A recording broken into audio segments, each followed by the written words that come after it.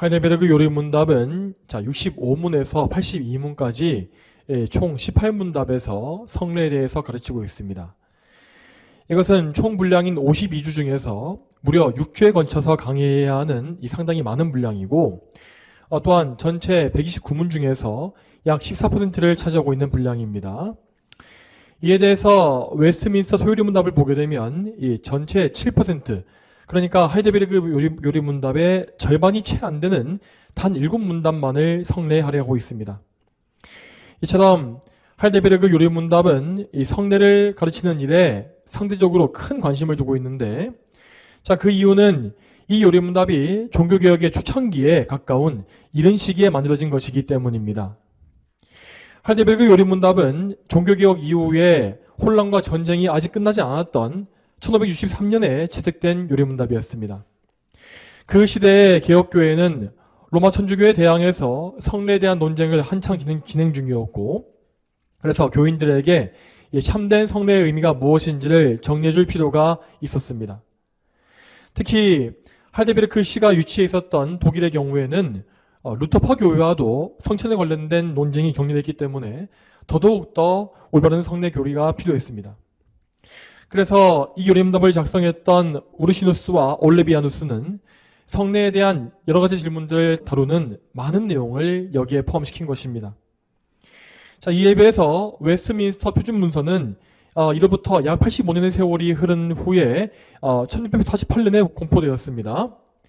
이 시기는 이미 개혁신학이 발전하고 성숙해진 시기였기 때문에 이 성례에 대한 교리 논쟁 역시 잠잠해진 상태였습니다.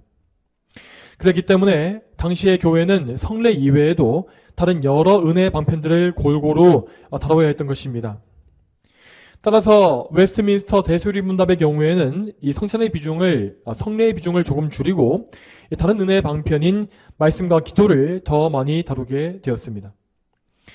이러한 역사적 배경을 생각하게 되면 이 요리문답을 작성했던 선조들의 믿음과 영적 싸움이 어떠했는지를 좀 더 깊이 알 수 있을 것입니다. 하이델베르그 요리문답은 복음의 원수들과의 치열한 전투 속에서 맺혀진 귀중한 영적 유산이었습니다. 이제 오늘부터 우리는 총 5주에 걸쳐서 세례와 성찬에 대한 교리를 배울 것입니다. 그러면 가장 먼저 요리문답의 제69문부터 71문을 읽어보겠습니다. 69문 질문하겠습니다. 십자가에서 이루신 그리스도의 속죄 사역이 당신을 위한 것임을 세례가 어떻게 기억나게 하고 확신시켜 줍니까? 우리의 더러운 몸을 물로 씻어내듯이 그리스도의 보혈과 성령으로서 나의 죄로부터 나의 영혼을 정결케 하시겠다는 약속 위에 그리스도께서 물을 가지고 외부적으로 씻는 제도를 정하신 것입니다. 70문입니다.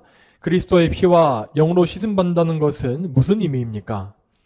그리스도의 피로 씻음을 받았다는 것은 그리스도께서 십자가에서 우리를 위하여 흘리신 피로 말미암아 하나님께서 은혜로 우리의 죄를 용서하셨다는 것을 의미합니다. 영으로 씻음 받았다는 것은 성령으로 우리를 거듭 그리스도의 지체가 되도록 거룩하게 하셨으며, 그 결과로 우리가 죄에 대하여는 죽고 거룩하고 책망할 것이 없는 삶을 살도록 인도하신다는 것을 의미합니다. 71문입니다. 우리가 물세례로 씻음받는 것처럼 그리스도께서 그리스도의 보혈과 영으로 우리를 확실하게 씻는다는 약속이 어디에 있습니까? 그리스도께서 세례를 지정하실 때 그러므로 너희는 가서 모든 민족을 제자로 삼아 그들에게 아버지와 아들과 성령의 이름으로 세례를 주라고 하셨고, 믿고 세례를 받는 자는 구원을 받을 것이고 믿지 않는 자는 정죄를 받을 것이다 라고 말씀하셨습니다. 이 약속은 세례가 중생의 씻음과 죄의 씻음이라고 언급된 다른 성경 구절에서도 반복되었습니다. 아멘. 신약시대에 주어진 성례는 오직 세례와 성찬 두 가지라고 하였습니다. 먼저 세례는 그리스도의 보혈로 죄사함 받고 성령의 정결하심으로써 언약에 들어오는 것을 가리키는 성례입니다. 다시 말해서 세례는 이 성도가 처음 믿고 구원받는 것을 상징하는 성례인 것입니다. 그리고 성찬은 그리스도의 죽으심을 가리키는 성례입니다. 우리가 성찬을 받는 것은 성도가 그리스도와 연합하여 그분을 양식으로 삼는 것을 상징합니다. 성도는 육의 양식으로서만 사는 것이 아니라 그리스도께로부터 나오는 영적 양분을 통해서 살아야 합니다. 더 정확히 말하자면 우리는 말씀이신 그리스도를 영의 양식으로 삼아 먹고 또한 그리스도의 보혈로 죄 씻음 받는 거룩한 삶을 살아야 한다는 것입니다. 이것이 바로 성찬이 담고 있는 영적 의미입니다. 자, 이러한 신약의 성례는 구약의 성례에서부터 이어져 내려온 것이라고 하였습니다. 구약시대의 공식적인 이 성례는 할례와 유월절이었죠. 이 두 가지는 모두 피를 포함하고 있는 성례로서 그리스도의 구속사역에 대한 구약의 모형이라고 할 수 있습니다. 먼저 할례는 피를 통해 죄사함 받고 정결하게 되어 하나님의 언약이 들어오는 것을 보여주는 성례였습니다.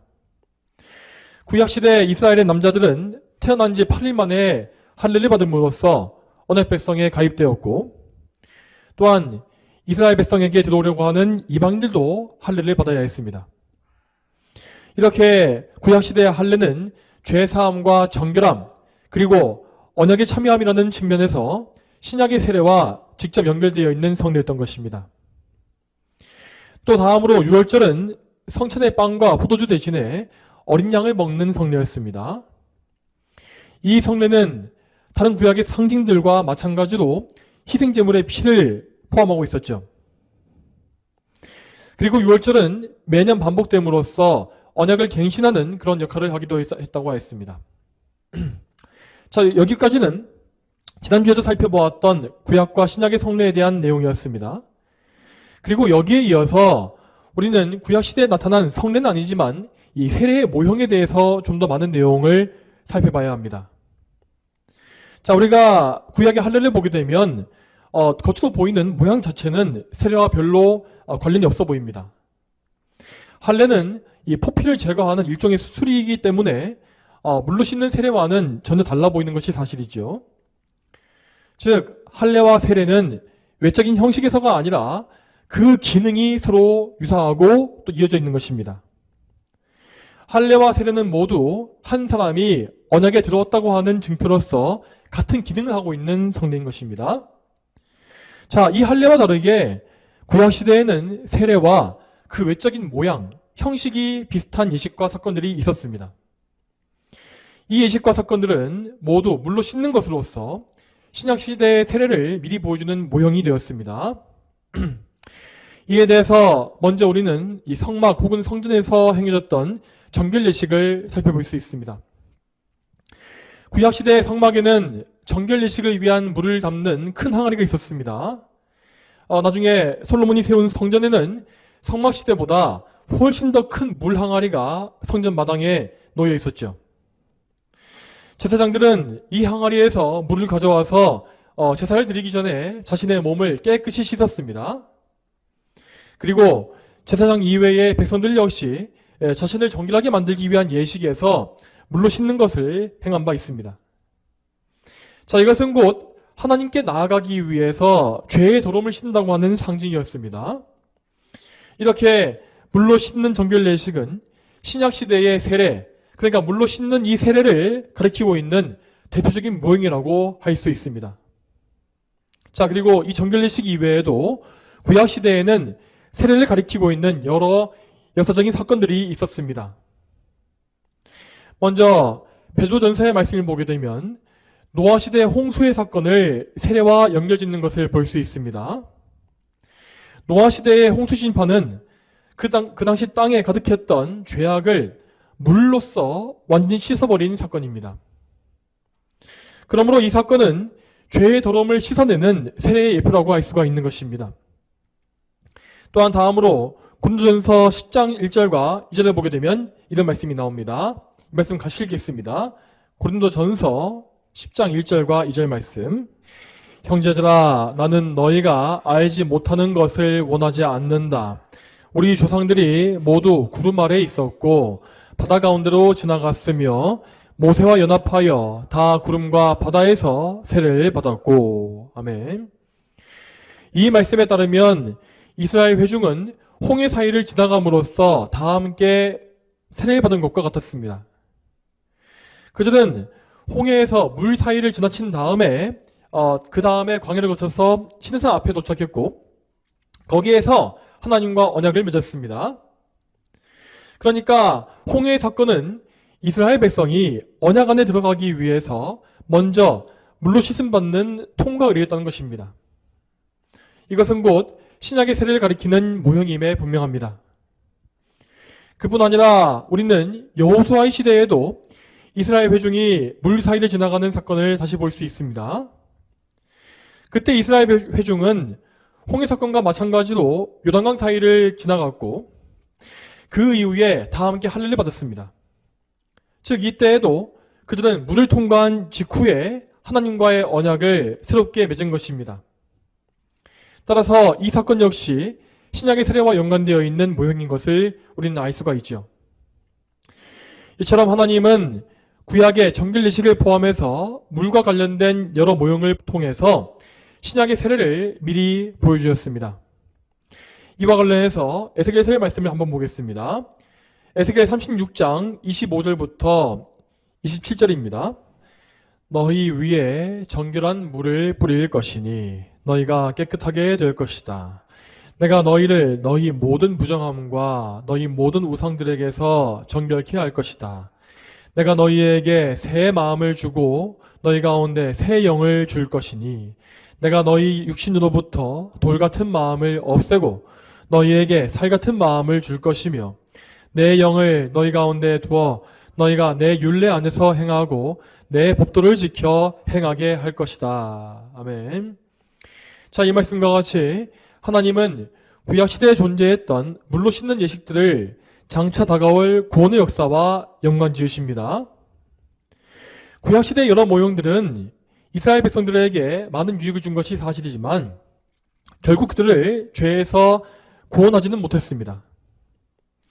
이스라엘은 죄에 빠져서 하나님을 떠났고 심판을 받음으로 이방 민족에게 포로로 끌려갔습니다. 그러나 하나님은 그들을 불쌍히 여기심으로 다시금 약속의 땅에 돌아오게 하셨습니다. 그리고 하나님은 그 이후에 당신의 백성들에게 이전과 다른 복되고 놀라운 약속을 주십니다.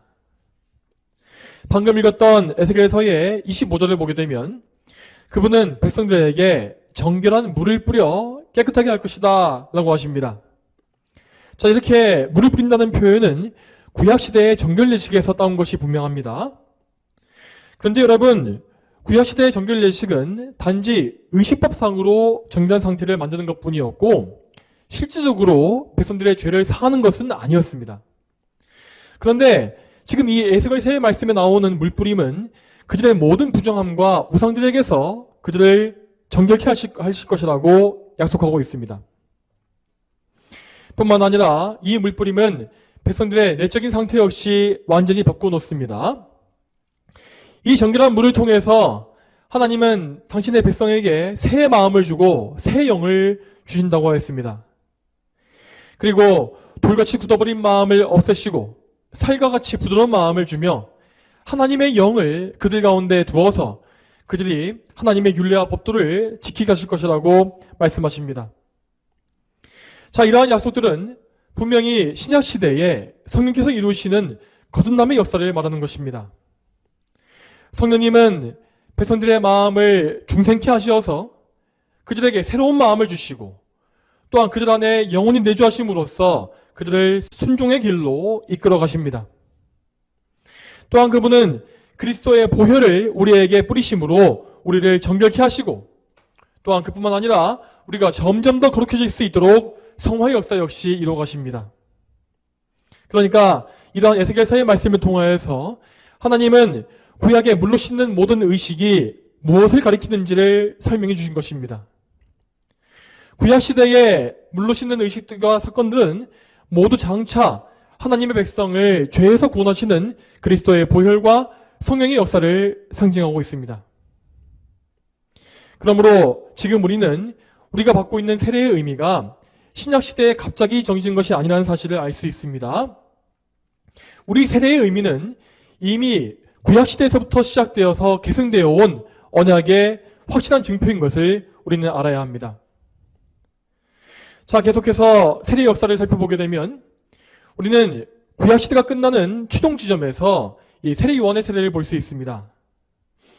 세례 요한은 그리스도 예수님의 오실 길을 준비하는 사람으로서 예수님보다 조금 더 먼저 사역을 시작했습니다. 그때 요한이 행했던 일은 회개의 선포와 세례였죠. 그는 요단강 근처 유대 광야에서 사람들에게 회개를 선포했으며 그 말씀을 듣고 회개한 사람들에게 세례를 주었습니다. 그렇다면 요한이 주었던 이 세례는 도대체 어디서 온 것이겠습니까? 일단 외적인 형식의 면에서, 그러니까 모양의 측면에서 그의 세례는 구약의 정결례식과 비슷한 점이 있습니다.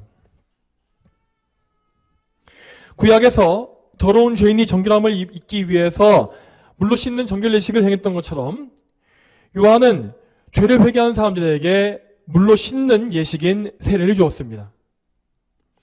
하지만 여러분, 이 요한의 세례는 그 의미가 구약시대의 정결례식과는 많이 달랐습니다. 우선 구약의 정결례식은 단지 의식적인, 그러니까 법적인 더러움을 제거하기 위한 예식일 뿐이었습니다. 이것은 자기 죄를 회개하는 것과는 직접적인 관계가 없었지요. 그렇지만 요한은 죄인들을 회개하게 함으로써 그 회개를 확인시키고 인쳐주는 세례를 준 것입니다. 다시 말해서 요한의 세례는 죄인들을 돌이켜서 그리스도께로 인도하는 것이며 이전까지 없었던 새로운 회개의 예식이라고 부를 수 있겠습니다. 자, 그런데 우리는 이 회개의 예식에 그리스도 예수님께서 참여하시는 것을 볼 수가 있습니다. 우리가 알다시피 예수님은 날 때부터 아담의 원죄에 오염되지 아니하셨고 또한 평생에 아무런 죄를 짓지 아니하신 무죄한 분입니다. 당연히 예수님께는 회개해야 할 죄가 전혀 없었고 그러니까 요한의 세례 역시 아무 필요가 없었죠. 그러나 예수님께서는 요한을 설득하시면서까지 그 회개의 세례를 받으셨습니다. 그 이유는 예수님께서 우리 죄인들을 대표하시는 그리스도셨기 때문입니다. 예수님은 이 세례 이후에 성령으로 기름 부음을 받으심으로써 우리를 위한 기름 부음 받은 자, 즉 그리스도로서 세워지셨습니다. 예수님은 우리를 대신하여서 우리가 받아야 했던 회개의 세례를 먼저 받으신 것이죠. 이처럼 예수님은 우리의 머리로서 세례를 받으신 것이며 이후에는 우리를 구원하시기 위해서 십자가의 고난과 죽으심을 당하신 것입니다. 그리고 예수님은 우리의 죄를 모두 대속하신 이후에 무덤에서 부활하시고 승천하시게 되었습니다. 그런데 예수님은 승천하시기 이전에 우리를 위한 새로운 성례를 명령하신 바 있습니다. 그 말씀이 바로 오늘 본문인 마태복음 28장 18절부터 20절의 말씀입니다. 이 말씀을 다시 한번 읽어보겠습니다. 그러자 예수께서 다가와 그들에게 말씀하셨다.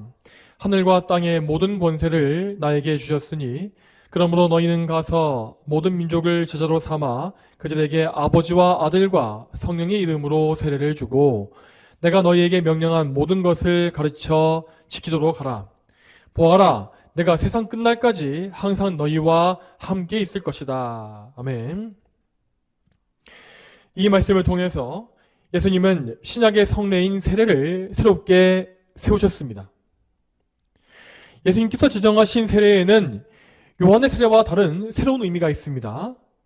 자, 왜냐하면 이제 우리는 예수님께서 모든 구속의 사역을 완수하신 이후에 예수님께서 완성하신 공로를 기초로 해서 세례를 받기 때문입니다. 여러분, 세례라고 하는 것은 곧 우리가 예수님을 믿음으로 구원을 받았음을 보여주는 증표입니다. 우리는 예수님을 믿을 때에 그리스도의 보혈로 모든 죄를 용서받으며 또한 성령님의 은혜로 깨끗하게 되고 거룩한 상태가 되어집니다. 이렇게 우리는 예수 그리스도의 십자가 공로와 성령님의 사역으로 말미암아 거룩하게 구별되어서 하나님의 자녀가 되는 권세를 누린 것입니다. 그리고 이 믿음을 가진 사람은 그가 받은 구원을 확인해주는 증표로서 세례를 받습니다. 이렇게 예수님은 물로 씻는 세례의 방식을 세우심으로써 우리가 받는 은혜가 무엇인지를 보여주셨습니다. 마치 우리의 더럽혀진 몸을 물로 씻어야 하듯이 우리의 더러운 죄는 그리스도의 보혈과 성령의 능력으로 깨끗이 씻어야 합니다. 세례는 바로 이러한 은혜를 눈에 보이는 상징으로 보여줌으로써 우리의 믿음을 더욱더 견고하게 만들어주는 성례입니다. 자, 그러면 다음으로 세례가 가리키는 보혈과 성령의 사역에 대해서 좀 더 자세한 내용을 보겠습니다. 이에 대해서는 오늘 요리문답 70문이 잘 설명해 주고 있습니다. 이 70문의 내용을 보게 되면 먼저 그리스도의 보혈로 씻음 받는 것이 무엇인지를 말하고 있습니다. 우리는 먼저 성경에서 피의 기능이 무엇인지를 생각해야 합니다. 구약 성경에서 희생제물을 도살할 때에는 먼저 그 목의 혈관을 끊어서 피를 모두 흘리게 했습니다. 그 제물의 피는 속죄를 위하여서 모여져서 회막문 앞이나 제단 등등 여러 장소에 뿌려졌습니다. 이처럼 피가 속죄 도구로 사용됐던 이유는 이 생물의 피가 곧 생명을 의미하기 때문입니다. 죄인은 원래 자신의 죄로 인하여서 자기의 피로써 대가를 치러야 했습니다. 그것은 곧 영원한 죽음으로 이어지는 심판과 형벌입니다. 그러나 하나님은 죄인들을 구원하시기 위하여서 희생 제물이 대신 피를 흘려 죽는 제사를 세우신 것입니다. 그러므로 구약시대의 성도들은 자신의 죄를 용서받기 위해 흠없는 제물을 가져왔으며 그 제물이 자신을 대신해 죽고 피를 흘림으로 죄사함을 받은 것입니다. 자, 그런데 구약시대에 행해진 제사는 결코 성도들을 영원히 구원하지 못했다고 하였습니다. 이에 대해서 히브리서는 말하기를 수소와 염소의 피가 죄를 없애지 못한다라고 한 바 있습니다. 그러므로 구약시대 제물의 피는 실제로 죄를 사하기 위해서 흘려진 것이 아니었습니다. 이 피는 장차 그리스도께서 십자가에서 흘리실 보혈을 미리 보여주는 예표요 상징이었던 것입니다. 구약의 성도들은 짐승을 바치고 피를 흘림으로써 장차 그들을 위해서 오실 메시아를 바라보았습니다. 그러므로 그들은 소나 양의 희생으로서 구원받은 것이 아니라 예수 그리스도의 희생과 보혈을 통해서 구원을 받은 것입니다.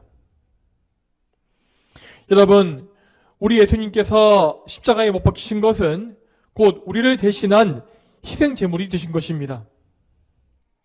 그분은 대제사장으로서 자기 자신을 제물로 바치기 위해서 골고다 언덕을 오르고 십자가에 달리셨습니다. 그리고 예수님은 그 십자가 위에서 우리 죄를 용서하기 위한 희생의 피를 남김없이 흘려주셨습니다. 참으로 예수 그리스도의 피는 우리의 모든 죄를 용서하기 위한 속죄의 피였습니다. 자, 이에 대해서 에베소서 1장 7절 말씀을 같이 보겠습니다. 우리가 그분 안에서 하나님의 은혜의 풍성함을 따라 그분의 피로 말미암아 구속 곧 죄 용서함을 받았다. 아멘. 여러분, 이 말씀과 같이 우리는 예수 그리스도의 피로 말미암아 구속 곧 죄 용서를 받은 것입니다. 이 속죄는 우리가 아담으로부터 물려받은 원죄를 포함하여서 우리의 과거 어린 시절의 죄부터 현재의 죄와 그리고 앞으로 우리가 마지막으로 범할 죄까지 모든 죄를 다 용서하는 것입니다. 그러므로 예수님을 믿는 사람은 이 완전한 속죄의 은혜를 입은 것이며 또한 그 은혜를 믿어야 합니다. 이 믿음으로 인해서 우리는 이제 죄 때문에 받는 모든 심판과 형벌, 진노에서 자유를 누리는 것입니다. 더 이상 우리에게는 심판이 없고 하나님의 진노 역시 없습니다. 그리스도의 보혈 덕분에 성도는 이제 죄로부터 자유와 평강을 누리게 된 것입니다. 자, 세례라고 하는 것은 우리가 가진 바 이 믿음을 확증하는 증표입니다.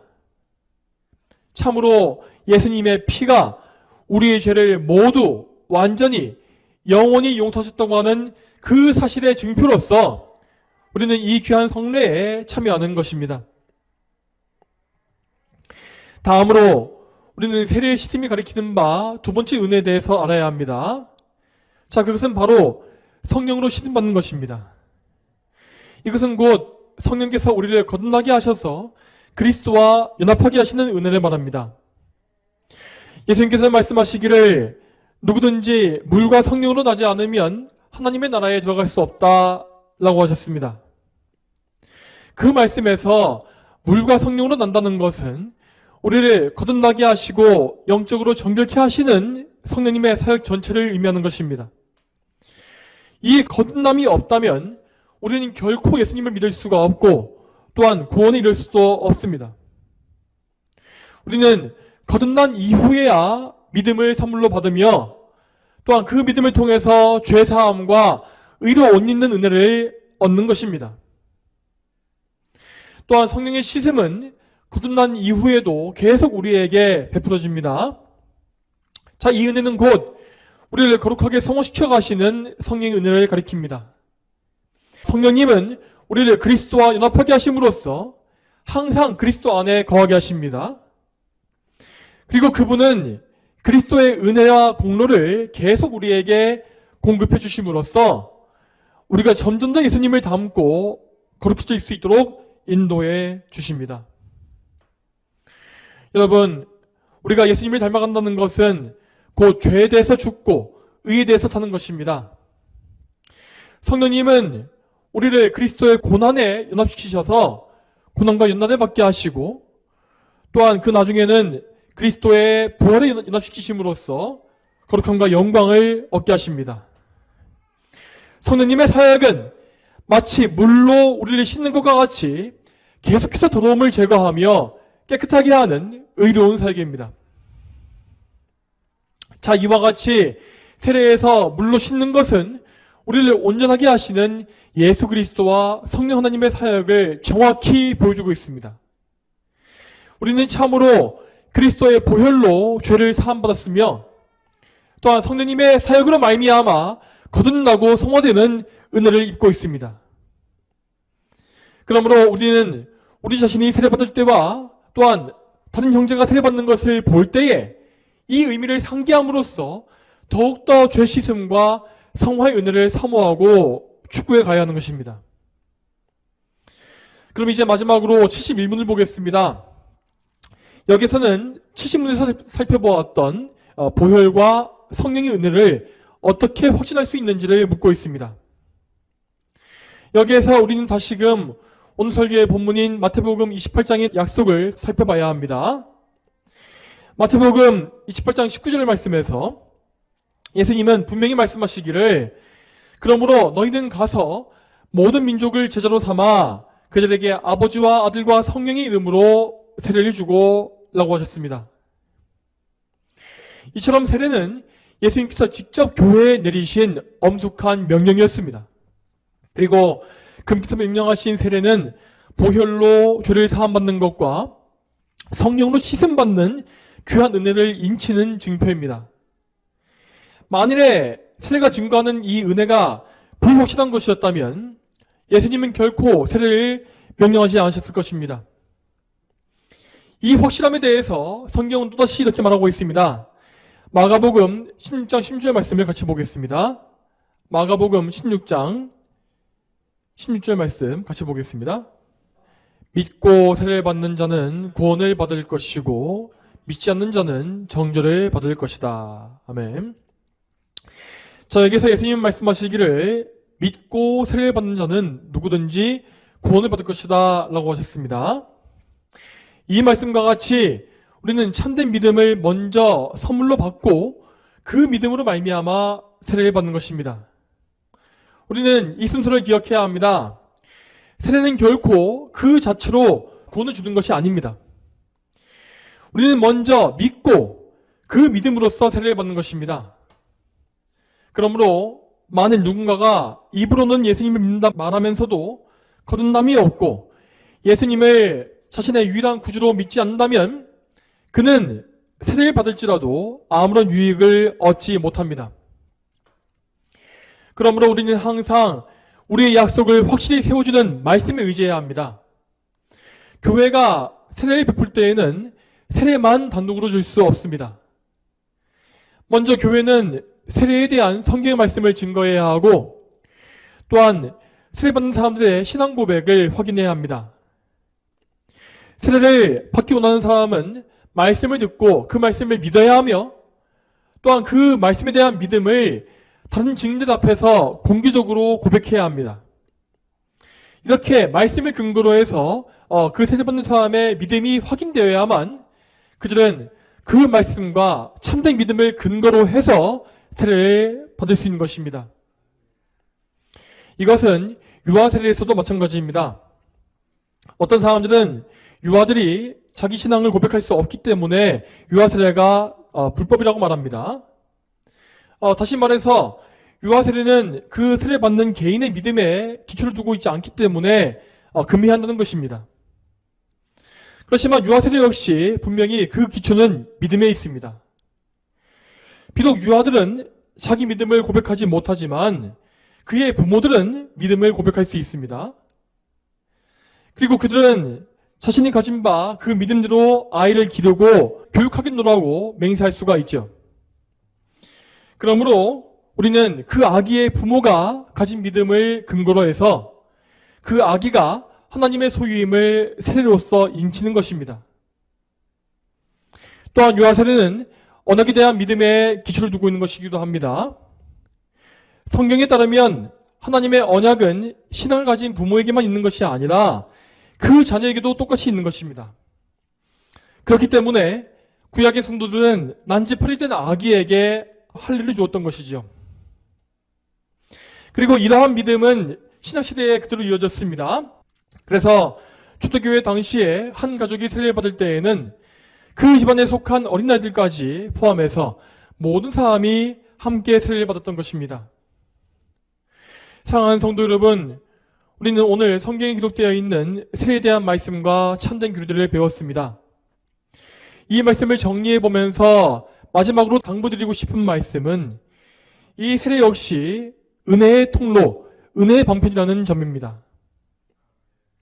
이 성례는 지금 우리가 배우고 있는 은혜의 방편, 말씀과 기도와 성례 중에 포함되어 있는 것입니다. 여러분, 모든 은혜의 근원은 하나님 아버지께 있으며 우리는 오직 하나님께로부터 은혜를 얻는 것입니다. 그리고 하나님은 그분의 은혜를 우리에게 부어주시기 위한 통로로서 세례와 성찬 그리고 기도와 말씀을 주신 것이죠. 우리는 항상 은혜의 근원이 누구신지를 잊지 말아야 합니다. 만약 우리가 하나님을 사모하지 아니하고 그분의 은혜를 갈망하지도 않는다면 우리는 반드시 우리 자신의 행위에 의지하게 되어 있습니다. 이 말이 무슨 의미겠습니까? 예를 들어 우리는 기도할 때에도 기도를 열심히 하는 우리의 노력을 높이 평가할 것입니다. 그리고 말씀을 들을 때에도 그저 정확한 말씀을 듣기만 하면 은혜는 자동으로 받게 될 것이라고 생각할 것입니다. 또한 성례에 대해서도 그냥 성례에 참여하기만 하면 저절로 은혜를 받는 것이라고 생각한다는 것입니다. 그러므로 우리는 이 모든 어리석은 자기 공로를 무너뜨리고 하나님의 은혜에만 전적으로 매달려야 합니다. 우리가 하나님의 은혜를 받을 수 있는 근거는 오직 예수 그리스도의 공로에 있습니다. 예수님께서 우리를 위해서 흘리신 보혈과 우리를 위해서 이루신 의가 바로 우리 은혜의 근거입니다. 그렇기 때문에 우리는 예수님을 굳게 믿고 그분의 공로에 의지하는 가운데 은혜의 수단들, 은혜의 통로를 부지런히 사용해야 합니다. 우리는 예수님을 믿음으로써 기도를 꾸준히 열심히 해야 하고 예수님을 의지하는 가운데 말씀을 들어야 하며 또다시 예수님을 믿음으로 성례에 참여해야 합니다. 여러분, 이 사실을 믿으심으로써 오직 예수님만 의지하시며 또한 성령님의 은혜를 구하십시오. 그리고 이 믿음 안에서 은혜의 근원 되시는 하나님 아버지를 가까이 하셔서 풍성한 복락을 누리게 되시기를 축복합니다. 다 함께 기도하겠습니다. 하나님 아버지, 오늘도 저희에게 이 세례에 대한 말씀을 주심으로써 우리가 우리가 받은 바 이 구원의 은혜와 구원의 징표가 무엇인지를 보게 하심에 참으로 감사합니다. 이 세례는 구약의 언약에서부터 내려와서 지금 우리에 이르기까지 확실한 언약의 징표로서 주어진 것이며, 또한 지금 우리는 예수 그리스도께서 이루신 구속의 사역을 근거로 하여서 그것을 믿음으로 말미암아 세례를 받습니다. 하나님, 이 사실을 저희가 깊이 알게 하시고, 또한 저희가 항상 이 모든 은혜의 방편들을 잘 활용하여서 하나님의 은혜를 언제나 저희가 사모하고 구하며 은혜를 실제로 받는 그런 복된 삶을 살 수 있도록 주여 인도해 주시옵소서. 감사드리며 예수님의 이름으로 기도 올립니다. 아멘.